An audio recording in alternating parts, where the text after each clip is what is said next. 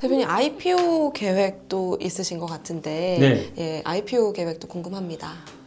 IPO는 지금 저희가 이제 미래에셋이 주관사가 돼서 목표는 이제 내년 27년 하반기, 그러니까 내년 상반기에 청구를 해서 27년 하반기 때 이제 심사하는 게 목표예요. 네. 잘 되면, 네. 잘 되면 이제 목표고 그런 목표를 달성하기 위해서 저희는 두 가지를 좀 시장에서 반드시 검증을 해야 돼요.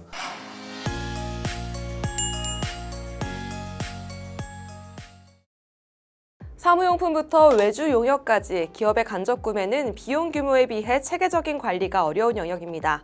엑셀과 수작업에 의존한 환경 속에서 비효율과 리스크가 반복돼 왔는데요. 캐스팅에는 이를 데이터와 AI 기반으로 재편하겠다는 전략을 내세운 회사입니다. 캐스팅엔의 성장 동력과 IPO 계획까지 최준혁 대표님을 만나 이야기 나눠보겠습니다. 네, 대표님 안녕하십니까? 안녕하십니까? 네, 먼저 대표님 소개 부탁드리겠습니다. 안녕하십니까? 캐스팅엔의 대표 최준혁입니다. 반갑습니다. 네, 대표님 그러면 캐스팅엔도 소개를 해주시겠습니까? 저희 캐스팅엔은 그냥 한마디로 기업의 OS를 만드는, 구매 OS를 만드는 회사라고 보시면 되는데, 회사에서 필요한 구매를 좀 더 싸고 편하고 이제 새는 비용 없이 잘 관리될 수 있도록 제공하고 있는 그 기업의 OS라고 보시면 될 것 같아요. 근데 조금 더 쉽게 다시 좀 설명드리면, 제가 다음 주에 이제 일본에 출장을 가요. 네. 뭐 출장을 갈 때 이제 항공하고 그러면 우리가 이제 호텔을 구매를 해야 되잖아요. 기업의 구매는 일반 B2C 구매랑은 좀 달라요.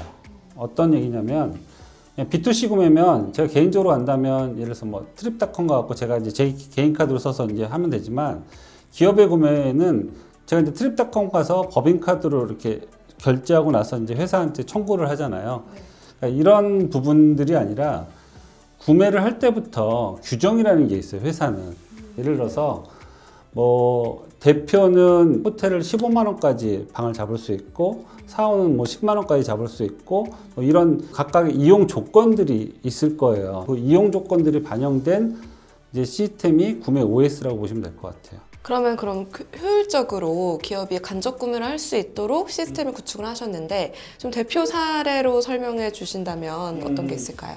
고객사명을 좀 밝히긴 좀 힘들지만 지점이 한 30개 정도 되는 회사가 있어요. 지점이 130개. 네. 아시겠지만 지점을 만들 때마다 인터넷도 구매해야 되죠. 뭐 각종 뭐 정수기, 비데 같은 것도 렌탈해야 되죠. 뭐 사무기기, 가구 같은 것도 사야 되죠. 지점에 쓸 수 있는 소프트웨어도 사야 되고 뭐 구매할 게 굉장히 많아요. 근데 아시다시피 회사는 이제 이직도 많고 이동도 많아요. 근데 그 담당자가 변경이 되면 그 히스토리가 날아가요. 지금 저희 그 고객사 같은 경우는 인터넷이 130개면 130개 인터넷이 있는 거잖아요. 근데 비용 관리를 해보니까 안 쓰는데 돈 나가는 것도 많고 아시다시피 그 인터넷이나 렌탈은 3년이 지나면 재계약할 때 할인을 많이 받아요.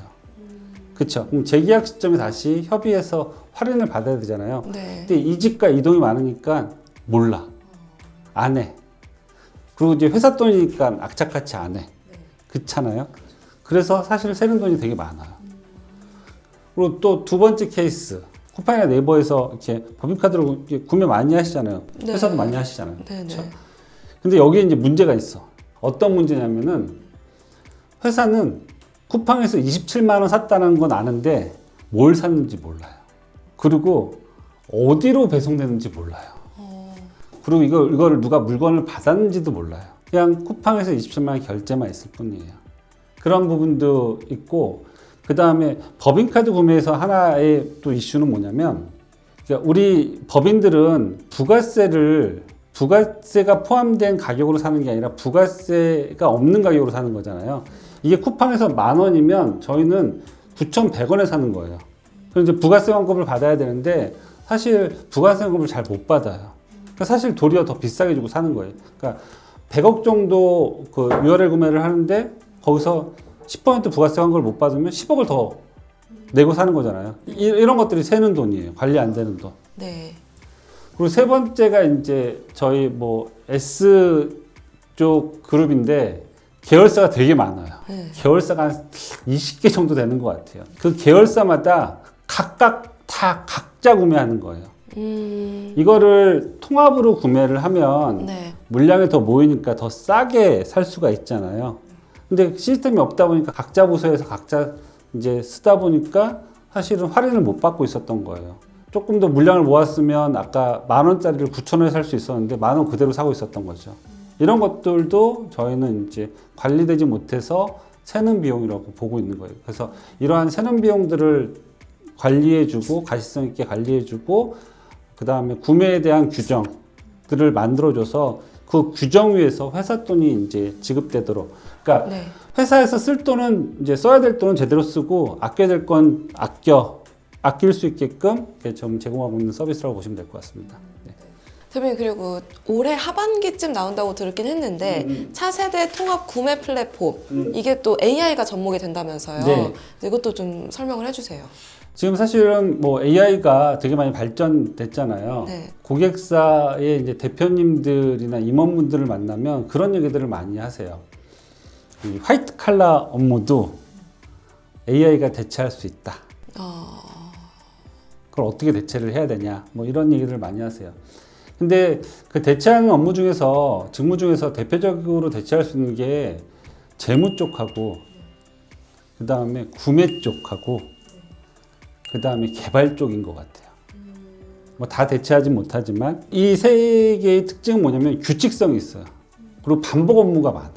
그러면 이거는 사실은 사람이 하는 것보다 AI가 대체할 수 있는 거고요. 저희가 그래서 이제 AI가 인베디드된 저희 그 BSM 시스템, 비즈니스 스펜딩 매니지먼트 시스템을 저희가 지금 차세대로 만들고 있고 5월 7, 8월 정도면 이제 출시가 될 것 같아요. 그래서 AI가 실제로 이상 구매도 체크해주고 그 다음에 공급사도 추천을 해주고 그다음에 반복적으로 전표하는 것들도 AI가 처리를 해주고 이런 식으로 구매 업무의 반복적인 것, 규칙성인 것들을 사람이 아니라 AI가 할 수 있게끔 하려고 합니다. 그리고 또 저는 캐스팅앤의 주요하게 또 보는 점이 매출 성장인데요. 네. 매출 성장도 계속 이어지고 있는데 올해 예상 매출은 어느 정도 되나요? 올해 예상 매출은 499억에서 한 610억 정도 보고 있어요. 이제 이유는 뭐냐면 저희가 작년에 147억을 했어요, 매출을. 작년에 이제 그 Q4의 고객들이 대부분 많이 들어왔어요, 기업 고객들이. 네. 그래서 그 고객들이 올 26년에 온기로 전체적으로 매출하는 게 한 280억 정도 되고요. 한 210억 정도는 이제 저희가 새로운 고객들로 이제 만드는데 다행스럽게 작년에 계약해서 올해 이제 POC 끝나서 런칭하는 고객들이 꽤 많아요. 뭐 대표적으로 세라젬이라는 고객도 있고 버킷플레이스도 계약을 하고 굉장히 많은 고객들을 좀 저희가 계약하면서 490억까지는 1분기까지 계약한 고객으로 나오는 매출이고요. 네. 2분기부터 이제 새롭게 이제 저희가 영업해서 나올 수 있는 매출을 저희가 한 120억 정도 보고 있는 거고 그게 이제 된다면 610억까지 좀 매출이 만들어질 수 있을 것 같습니다.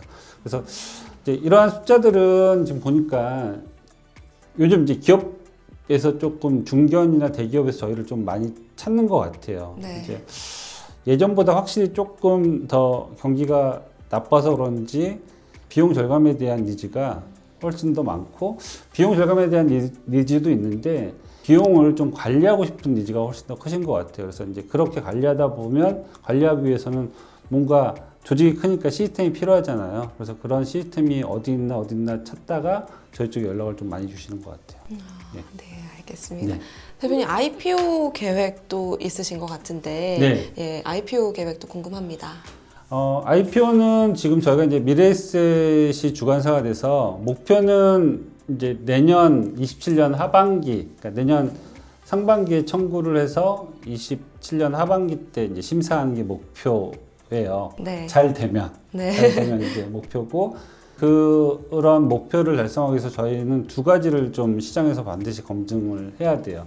첫 번째가 이제 이런 대기업들이 저희 시스템을 통해서 그들이 쓰는 물품 구매를 다 이 플랫폼 통해서 이제 시스템 통해서 하느냐라는 걸 하나 검증해야 되고 두 번째는 이제 이 차세대 시스템이 시장에서 대체 불가능한 존재가 될 거냐 ERP의 도전처럼 그러니까 이제 이 부분이 검증이 되면 저희는 무난히 이제 내년에 성장할 수 있을 것 같고 지금 목표가 그렇게 어렵지는 않은 것 같아요.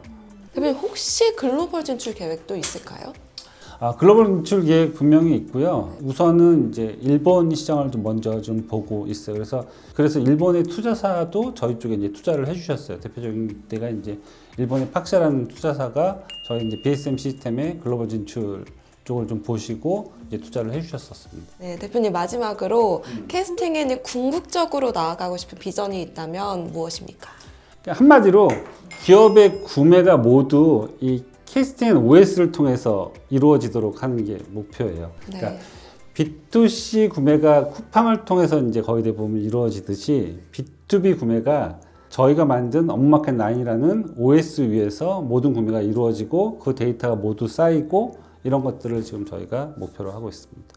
상장까지 저희가 또 계속해서 지켜보고 응원하도록 하겠습니다. 네, 감사합니다. 네, 감사합니다. 네.